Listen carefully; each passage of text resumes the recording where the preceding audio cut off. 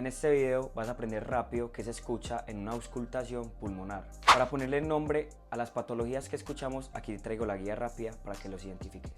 Tenemos las sibilancias que nos indican patologías como el asma y se escuchan en todo el pulmón. Las podemos interpretar como una obstrucción por inflamación o constricción. El sonido se asemeja a una flauta muy aguda.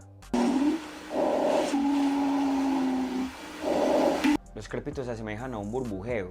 Casi siempre los escuchamos en las bases de los pulmones y son a causa de una apertura alveolar por congestión. Esto nos hace pensar en un edema pulmonar. Acá hay crépitos finos que se asemejan al frote del cabello y hay crépitos agudos que se asemejan al velcro. El estridor puede ser muy característico de una patología de vía aérea alta, como puede ser la epiglotitis o el croup. Es por esto que lo escuchamos cerca de la tráquea. El sonido es similar a un silbido rudo y agudo que nos hace pensar en la obstrucción de la laringe o la tráquea.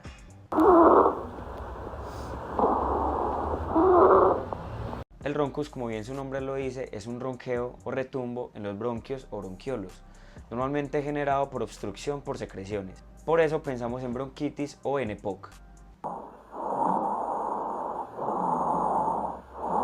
El sonido anfórico nos hace referencia a la similitud del paso del aire por un tubo de gran calibre.